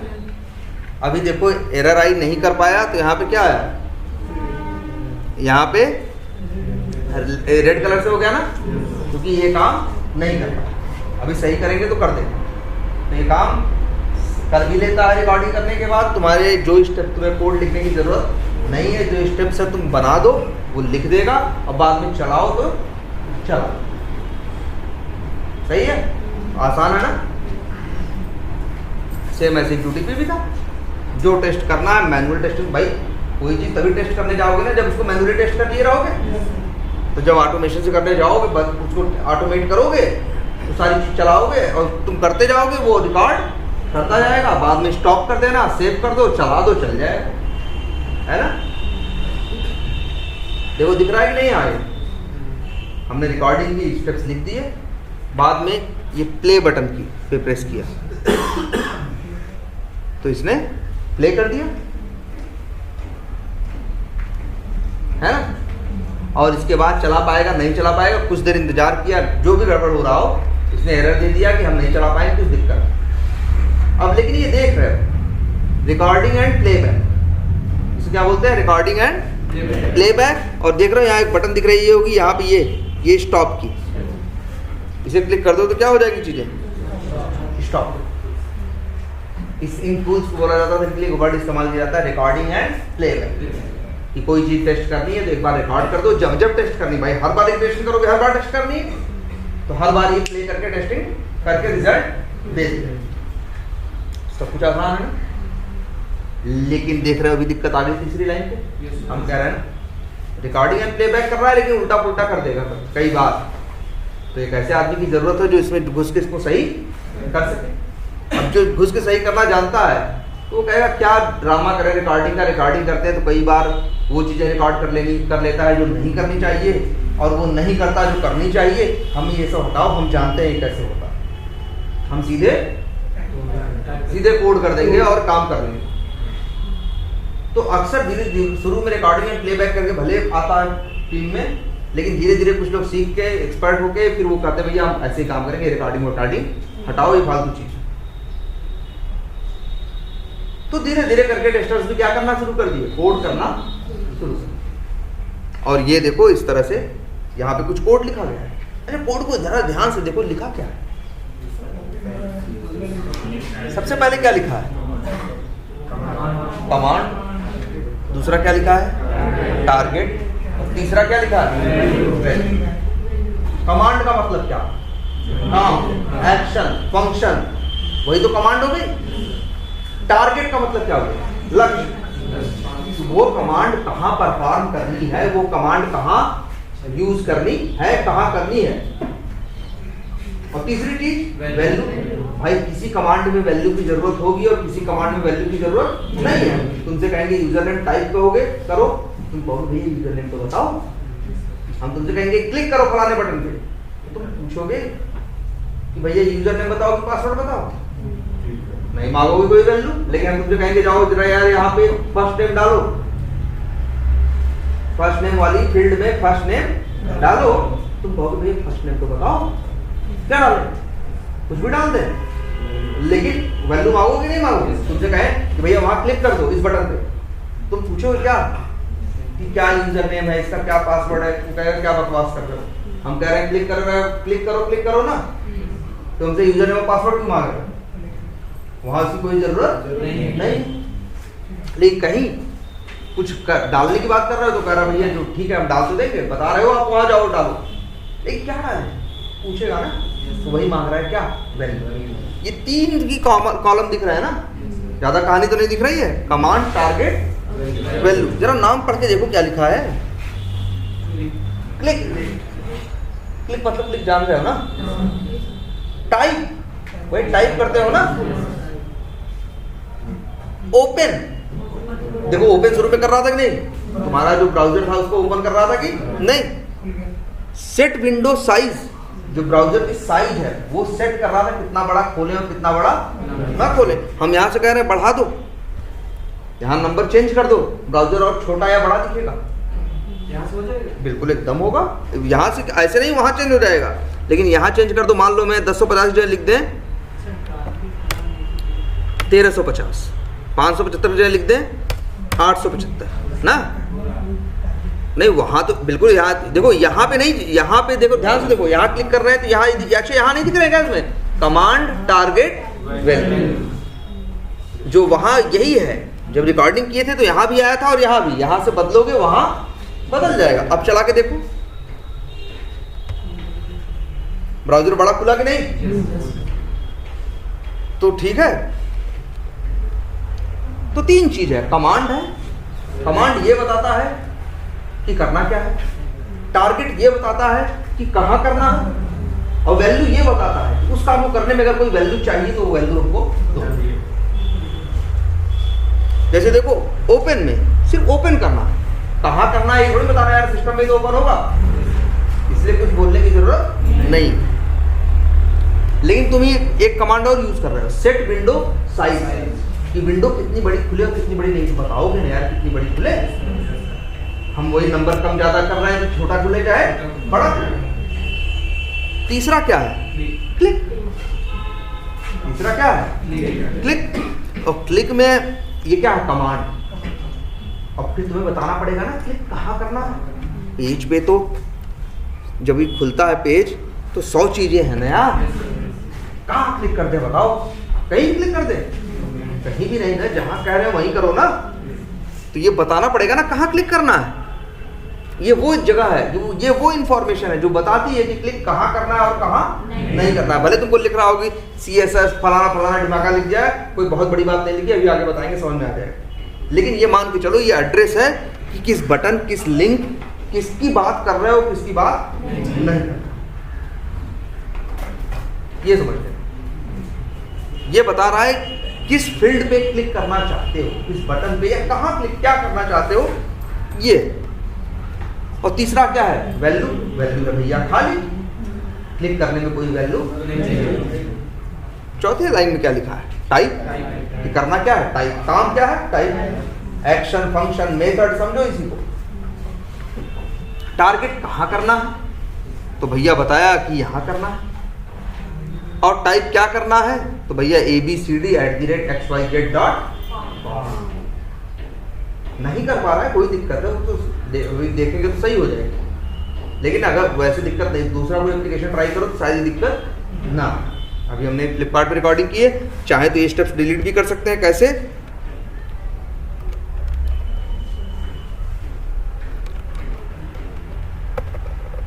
क्लोज, सब डिलीट। फिर क्या करना है हमें? रिकॉर्डिंग देखो यहाँ पे है ना, अभी बिना कलर का ऑफ है, क्लिक कर दे, पूछेगा भैया कहाँ कर दे, और हमने कह दिया भैया मान लो कुछ बताओ या हाँ मान लो google.com पे करनी है, यहाँ पे सर्च करना है, सपोज करो भदोही, है ना, और फिर यहाँ पे इस तरह से मारना। तो देखो लाइन आ गई यहाँ भी कि नहीं। स्टॉप बटन पे क्लिक कर दो, ओपन में क्या ओपन करना है? ये google.com, और अब इसको क्या कर दो, प्ले करो। बेस यूआरएल मांग रहा है, ओके हमने हटा दिया था ना। जानते हो बेस यूआरएल में हम तो कहेंगे यही खोल दो, क्या यहाँ फ्लिपकार्ट है ना, पहले हमने शुरू में डाला था, सब यहीं से बदल सकते हो।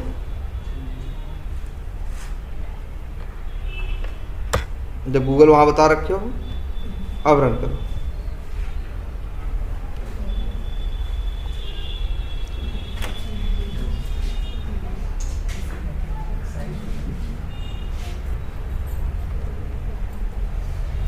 नहीं कर पा रहा है क्लिक, जो भी है ठीक है। देखो कुछ किया कि नहीं किया, काम अब भी वही है ना। कहीं कुछ टाइप का ओपन करना है, विंडो की साइज सेट करनी है, क्लिक करना है, टाइप करना है, टाइप करना है, क्लिक करना है, ये करना है, वो करना है, यही सब करना है ना। तो ऐसे ही लाइन जनरेट होंगी, बाद में प्ले करोगे तो यही लाइनें एक एक करके पढ़ेगा और वही वही काम दोबारा करेगा। रिकॉर्ड भी फालतू नहीं करेगा, वही रिकॉर्ड करेगा जो तुम कर रहे हो, और बाद में वही प्ले करेगा। भाई जो तुमने किया वो रिकॉर्ड हुआ, जो रिकॉर्ड हुआ वही बाद में चलेगा। आज एप्लीकेशन सही है, 10 दिन बाद सही हो, इसकी कोई गारंटी नहीं है। इसे चलाओगे तो 10 दिन बाद भी ये चलेगा और बताएगा भाई ये सही चल रहा है कि।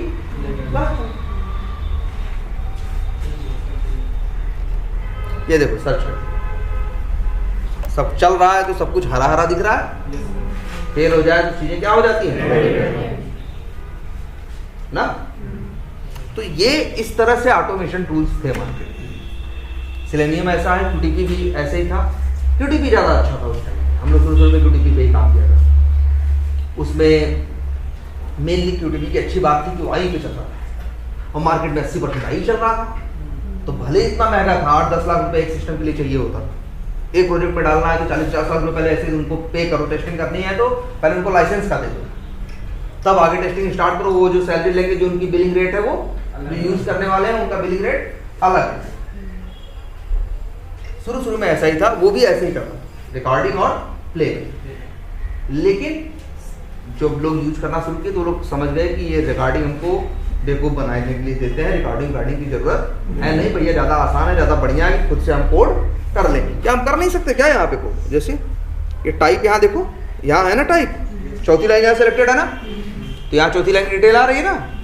सिर्फ मान लो गलत टाइप कर वो कुछ कर दिया तो यहाँ देखो पूरी लिस्ट है कमांड की। ये देखो कितनी बड़ी लिस्ट है, इतनी कमांड्स हैं, जो चाहे उसको क्या करो, यूज करो। मान लो हमने यहाँ टाइप ही यूज किया है, उसके पहले कोई एक कमांड हम और यूज करना चाहें तो राइट क्लिक करें, इंसर्ट न्यू कमांड, एक लाइन आ गई खाली ना, यहाँ आ गए, करो जो करना है।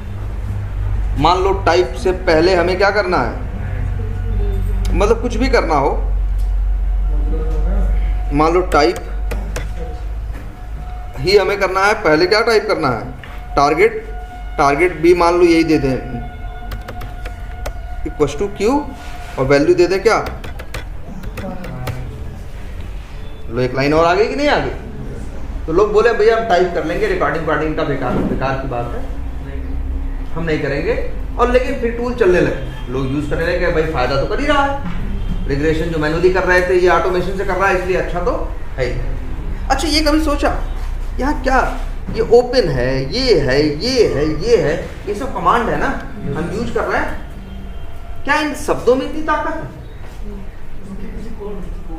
भाई इनके कुछ होगा ना कहीं। हम अच्छा बताओ यार, हम यही नोटपैड में लिख दें ओपन, तो क्या ब्राउजर ओपन हो जाएगा? हम यहाँ लिख दें क्लिक, तो भैया क्लिक या ओपन बड़ी बात नहीं है।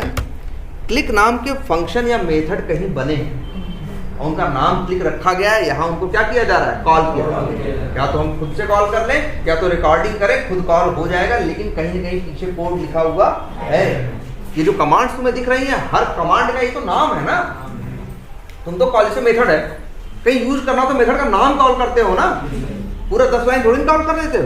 वैसे ही से यहाँ भी देखो क्या है, कमांड से इनका कोड कहीं लिखा गया है, और किस लैंग्वेज में लिखा गया है मालूम है? जो भी ये कमांड्स थी सेलेनियम आईडी की कमांड्स, ये रिटेन है किसमें? जावा में नहीं है भैया, जावा अलग चीज है, जावा स्क्रिप्ट अलग चीज है। ये लिखा गया है किसमें? जावा स्क्रिप्ट। शुरू में यही था 2004, 4-6-8 महीने चला। मोजिला वालों के दिमाग में पहले भी बात चल रही थी। जावा स्क्रिप्ट एक ऐसी लैंग्वेज थी जो हर ब्राउजर के साथ काम करती थी, इसीलिए लोगों ने क्या किया? ठीक है, इसीलिए लोगों ने क्या किया? इसलिए नहीं, देखो जावास्क्रिप्ट हर लैंग्वेज के साथ, हर ब्राउजर के साथ काम करती थी, तो इन्होंने भाई फायरफॉक्स के साथ भी काम करती थी, इसीलिए सारा कोड किसमें लिखा? जावास्क्रिप्ट में फंक्शन बनाए, मेथड बनाए और बना के दे दी। कहा लो भैया इनको कॉल करो, या तो रिकॉर्डिंग करोगे तो अपने आप कॉल हो जाएगा। ऐसा चला लगभग 1 साल, 1-1.5 साल भी नहीं बीता होगा। ठीक है, 2005 खत्म होते होते ये लोग फिर आए मोजिला वाले एक नए कंसेप्ट के साथ कि यार मेन काम कौन कर रहा है बताओ? वो जावास्क्रिप्ट कर रही है जो पीछे लिखी गई है इस काम को करने के लिए, और वो सारा कोड इन्होंने लिख दिया था जो फायरफॉक्स में भली बात काम कर भी रहा था। इन लोगों ने कहा कि अब क्या है, आई भी कौन सा जावास्क्रिप्ट को मना कर देती है। इन लोगों ने तुरंत एक नया टूल बनाया, उसका नाम रखा सेलेनियम आरसी। आरसी का मतलब था रिमोट कंट्रोल। ठीक है, उन्होंने एक नया टूल बनाया सेलेनियम आरसी, और बहुत बनाने में इनको मेहनत नहीं लगी। जो कोड, जो लाइब्रेरी इन लोगों ने पहले सेलेनियम आईडीई के लिए जावास्क्रिप्ट में लिखी थी, वही पूरी उठा के कॉपी की और उठा के पेस्ट कर इंटरनल कोड से। अब उन मेथड्स को तुम कहाँ कॉल कर रहे थे? अभी यहाँ कॉल कर रहे थे ना इनकी कमांड्स को। इन कमांड्स को उन्होंने जावा के कोड में कॉल कर दिया, जावास्क्रिप्ट के नहीं, जावास्क्रिप्ट की कमांड्स को कहाँ कॉल कर दिया? जावा के कोड में। और कहा तुम जावा में कोडिंग करो, तुम कॉल करना जावा का कोड, जावा का कोड अंदर कॉल करेगा जावास्क्रिप्ट का कोड, और जावास्क्रिप्ट का कोड जाके ऑटोमेशन कर देगा। और जावास्क्रिप्ट का कोड न उसको आई मना कर पाएगा और ना फायरफॉक्स। और जैसे ये टूल आया हर ब्राउजर पे काम करने लगा। QTP जो इतना महंगा था, सब कुछ था, इसके बाद भी वो सिर्फ मेन एक ही पे काम करता था, किस पे? आई पे। और ये आया, कहा हम फ्री भी हैं और हम आई पे भी काम करेंगे और फायरफॉक्स पे भी काम करेंगे, और लैंग्वेज यूज कर लो जावा। जावास्क्रिप्ट अलग चीज। फिर उन्होंने कहा जावा ही क्यों? अच्छा तुम्हें जावा नहीं आती, कोई बात, हम अपने टूल का सेटअप ऐसा बना रहे हैं कि जावा भी काम करेगी, C# भी, पर्ल भी, पाइथन भी, PHP भी, रूबी भी, 6 लैंग्वेजेस का एक सेट दिया। लेकिन वो 6 की 6 लैंग्वेजेस कॉल उसी जावास्क्रिप्ट की लाइब्रेरी को ही कर रही है। और कहा जिस लैंग्वेज में तुम कंफर्टेबल हो उस लैंग्वेज में कोड करो। तुमको C# आती है, कोई बात नहीं, C# में कोड करो। तुम C# का मेथड कॉल करोगे, कोड कॉल करोगे, C# का कोड अंदर जावास्क्रिप्ट का कोड कॉल करेगा, और जावास्क्रिप्ट का कोड जाके ब्राउजर पे काम कर देगा। बात खत्म। तुम्हें यही चाहिए ना भाई, सब लोग खुश। एक टूल आया जो फ्री भी है, जो 2 ब्राउजर पे भी काम कर रहा है और 6 लैंग्वेजेस का सपोर्ट दे रहा है। एक टूल QTP है जो आई पे काम करता है, पहले तो 10 लाख रुपया दे उसको, फिर काम सिर्फ आई पे करेगा और लैंग्वेज एक सपोर्ट करेगा जिसका नाम क्या है? VB script. और ये ऐसी ये तो कह रहा है कि हम 6 के 6 को करेंगे। हमें ये भी, अब फिर QTP ये भी कहता था हमको इंस्टॉल करना है तो तुमको हमारे पास विंडोज मशीन होनी चाहिए, विंडोज का ओएस होना चाहिए। सेलेनियम ने कहा कुछ नहीं भाई, तुम जो लो, हमें मतलब नहीं है, मैं विंडोज हो, मैक हो, लाइनक्स हो, तुम्हारी मर्जी, हम तो 2 या 3 ब्राउजर पे सपोर्ट करेंगे। और जब आया शुरू में ही उसमें मार्केट में और भी ब्राउजर आ गए थे, जैसे ओपेरा आया था, सफारी था। तो जब सेलेनियम आरसी आया तो इकट्ठे ही 4 ब्राउजर को सपोर्ट करने लगा और 6 लैंग्वेजेस के साथ। जिस लैंग्वेज में तुम्हें काम करना है काम करो जी, तुम चाहोगे अगर इसी साइट को हम इसमें जावा में ऑटोमेट कर दे तो जावा में कर लो, C# में ऑटोमेट करना चाहो तो जो तुम्हें लैंग्वेज आती है उसमें करो, सारी सुविधा एक बार में दे। तो सीधी बात है, तुरंत कस्टमर इसकी तरफ झुके। लेकिन एक यही छोटी सी गलती, इनका ये जो कंसेप्ट था कि एक मेरी जावास्क्रिप्ट की लाइब्रेरी है जो हर ब्राउजर पे काम करती है और मेरी सारी समस्या सॉल्व कर। अब उसी में भाई सब लोग के दिमाग में चल रहा था। अब दिक्कत ये आने लगी कि ऑटोमेशन तो होना शुरू हो गया, हर ब्राउजर जावास्क्रिप्ट को सपोर्ट करता था, ये सही बात। लेकिन हर ब्राउजर, जो भी ब्राउजर थे जावास्क्रिप्ट को सपोर्ट करते थे, लेकिन वो जावास्क्रिप्ट में लिखे गए नहीं। तो अपने आप में हर ब्राउजर का एप्लीकेशन, चाहे फायरफॉक्स था, चाहे सफारी था, चाहे क्रोम था, चाहे आई था, सब जावास्क्रिप्ट को सपोर्ट तो करते थे, लेकिन सब सेम तो नहीं। अब उसमें ये दिक्कत आना शुरू हुई कि हम ऑटोमेशन कर रहे हैं, और ऑटोमेशन का क्या मतलब भाई, 100 लाइन का कोड लिखा तो 100 का 100 सही से चलेगा तब तो टेस्टिंग हो पाएगी। अगर बीच में एक भी गड़बड़ हुआ तो टेस्टिंग मेरी अधूरी रह गई, फिर बेकार हो गया कहानी। जब फ्लो पूरा नहीं चला तो हम किस बात की कहेंगे मेरी टेस्टिंग हुई है। अब दिक्कत यह आने लगी कि वही फ्लो इस ब्राउजर पे चल रहा है और इस ब्राउजर पे नहीं चल रहा। भले दोनों सपोर्ट कर रहे हैं जावास्क्रिप्ट को, लेकिन दोनों बिल्कुल सेम नहीं। तब भाई कोई बताता था, जो यूज करने वाले को बताते थे, सेलेनियम वालों को, भैया देखो ये चीज पे नहीं चल रही, ऐसे हो रहा है। वो लोग कहते हैं ठीक है, हम 10 दिन रुको, नई बिल्ड भेज रहे हैं, नेट पे अपलोड करेंगे, उसमें सब कुछ सही मिलेगा। तो उनको बड़ी मेहनत होती थी, कोई एक चीज करे 6 के 6 पे टेस्ट करो, उसमें भी दिक्कत आती रहती। कोई कहता था ये नहीं चल रहा, कोई कहता था वो नहीं चल रहा। तब उसी सेलेनियम की टीम में आरसी और आईडी के डेवलपमेंट में एक आदमी था, जेसन हगिल। तब उसने ये चीज कही कि यहाँ समस्या, जिस चीज को हम अपना फायदा लेके चले वही हमारे लिए सबसे बड़ा नुकसान। फायदा हम ये मान के चले थे कि एक लाइब्रेरी होगी जो सबके लिए काम करेगी। ये चीज थ्योरेटिकली अच्छी लगती है, लेकिन जब प्रैक्टिकली लेवल पे आएगी तो कहीं ना कहीं गड़बड़ होगी, और जब गड़बड़ होगी तो भाई आदमी तो ये एक्सपेक्ट कर रहा है ना सब कुछ सही से चले, तब दिक्कतें आई। तब उसने कहा कि भाई इसका सोल्यूशन ये है कि ये जो लाइब्रेरी हम एक सिंगल बना रहे थे हर ब्राउजर के लिए, गलती यही है। अब हम ये करेंगे कि जितने ब्राउजर्स हैं हर ब्राउजर की अलग अलग लाइब्रेरी बनाएंगे, उस लैंग्वेज में बनाएंगे जिस लैंग्वेज में, जिस नेटिव लैंग्वेज को वो ब्राउजर सबसे ज्यादा सपोर्ट करता है। शुरू में इन्वेस्टमेंट ज्यादा होगा, लेकिन ये चीज लॉन्ग टर्म के लिए अच्छी थी।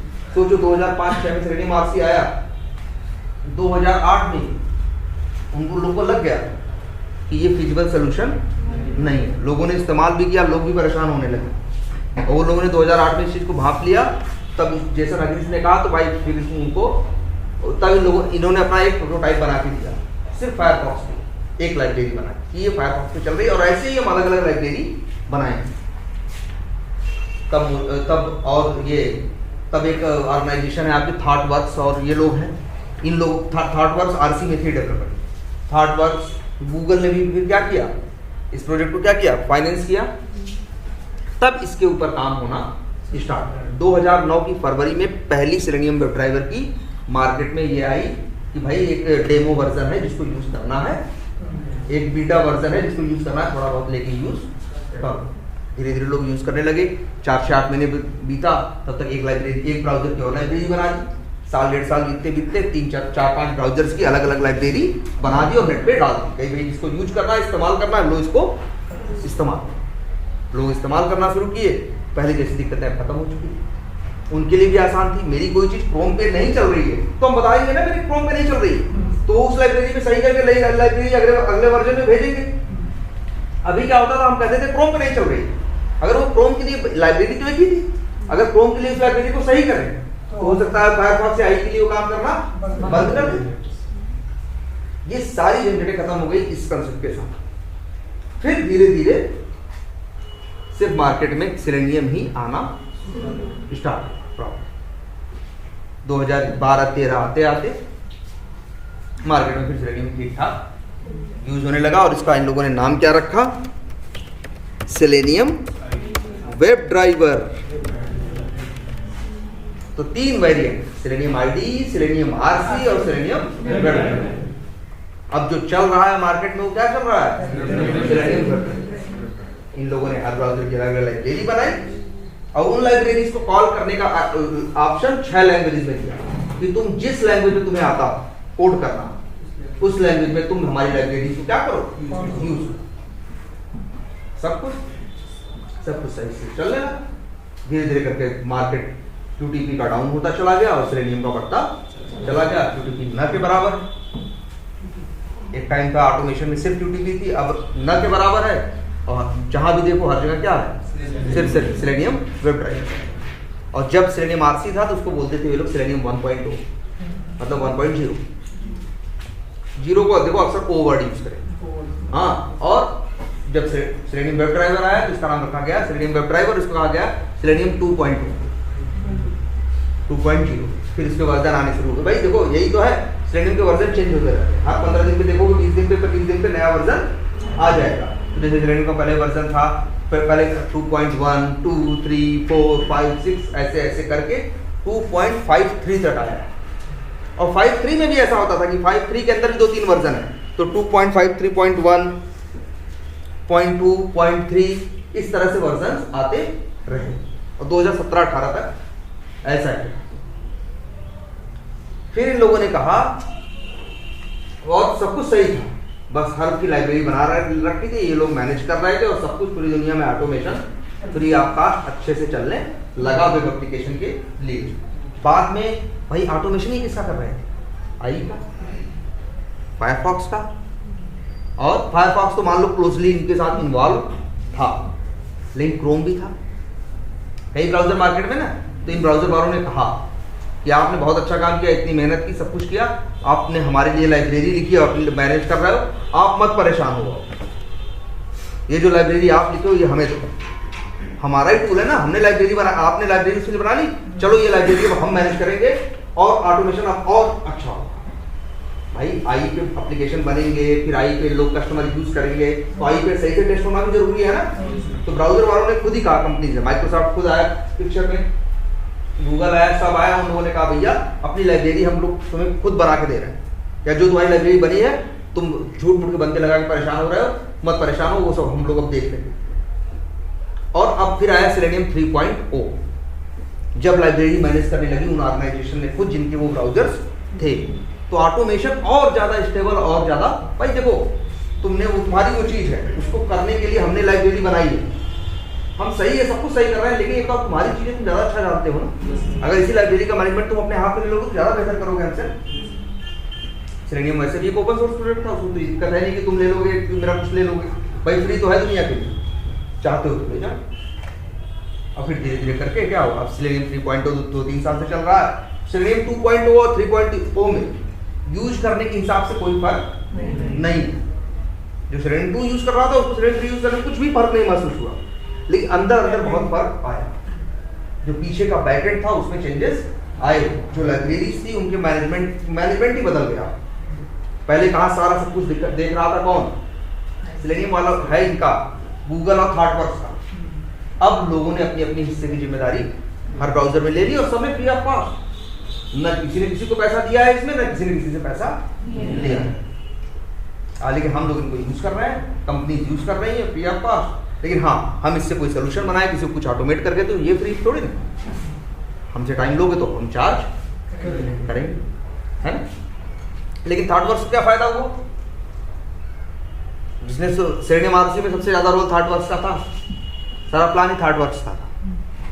तो उस थॉटवर्क्स को ये फायदा हुआ, पैसा कुछ नहीं मिला उसे, लेकिन थॉटवर्क्स अगर ने ही सेलेनियम बनाया है, तो अगर किसी को सेलेनियम पे ऑटोमेशन कराना है और उसका बजट हाई है, तो किसके पास जाएगा, जिसके लिए पैसा मैटर नहीं करता, वो थॉटवर्क्स के पास जाएगा ना यार, कहेगा भैया लो तुम लोग ऑटोमेट करो हमारे लिए, तुम ही लोग तो हो इससे सब कुछ। भाई वही सीख के 100 लोग और भी कर रहे हैं, लेकिन जिसके पास बजट का इशू नहीं हो क्या कहेगा, हम जाएंगे थॉटवर्क्स के पास, तो थॉटवर्क्स पर ऐसे ही इतना काम आ गया, इतने प्रोजेक्ट आ गए, इतना पैसा आ गया कि उसको ओपन सोर्स का बिजनेस ही है। हम कोई चीज फ्री में दे रहे हैं, इसलिए क्यों दे रहे हैं? लो भाई कोई भी यूज करो, लेकिन इसमें पैसा होगा, वो कहेगा यार ये काम बनाया तो इन्होंने है ना, इनसे अच्छा कौन करेगा? तो आप हमें पैसा देंगे और हम काम करेंगे। तो हमें वहां से पैसा नहीं मिल रहा, लेकिन यहाँ से पैसा मिल रहा। हर ओपन सोर्स बिजनेस इसी पे काम करता है, वो पैसा नहीं लेता, लेकिन उस चीज को बनाने की वजह से, उसके मार्केट में चलने की वजह से उसको काम मिलना शुरू हो जाता है। इतना काम, उसमें इतना मार्जिन होता है, उससे तुझे कुछ सोचने की जरूरत नहीं है ना। तो अब सेलेनियम वेब ड्राइवर ही चलता है, और सेलेनियम वेब ड्राइवर 6 लैंग्वेजेस को सपोर्ट करता है, Java, C sharp, Perl, Python, PHP और रूबी। इन 6 लैंग्वेजेस में जिसमें भी कंफर्टेबल हो उस लैंग्वेज में तुम सेलेनियम RC में भी कोडिंग कर सकते थे और सेलेनियम वेब ड्राइवर। हम लोग किसमें कंफर्टेबल है? जावा में। तुम लोग जावा में, और मार्केट में डिमांड क्यों है? हम सिखा क्यों रहे जावा? क्योंकि मार्केट में 90% प्रोजेक्ट जो ऑटोमेशन के उस पे चल रहा है जावा। तो हम लोग भी किस पे करेंगे? जावा। तो लैंग्वेज हमारे पास है, उसको चलाने के लिए एक IDE है Eclipse, और अब हमें जरूरत किसकी है? Selenium web. और जब सेलेनियम वेब ड्राइवर भी हम ले लेंगे तो अब मेरा ऑटोमेशन क्या हो जाएगा? स्टार्ट। क्लियर है? तो ठीक है, चलो आज इतना ही रखते हैं। तो कर फिर सेलेनियम वो वेब ड्राइवर स्टार्ट करते हैं। अब सेलेनियम IDE और RC यूज नहीं हो, RC तो बंद ही हो गया, IDE अब भी यूज है ऐसे, लेकिन यूज कोई नहीं करता। जहाँ ऑटोमेशन यूज होता है वहाँ बात किसकी आती है? Web driver. क्योंकि सेलेनियम IDE की वो बहुत ज़्यादा है, क्या कहते हैं, लिमिटेशंस बहुत ज़्यादा है, और सेलेनियम वेब ड्राइवर जो है वो एक हद तक लिमिटलेस है। कुछ भी करना चाहो सब उसमें तुम कर सकते हो। ठीक है।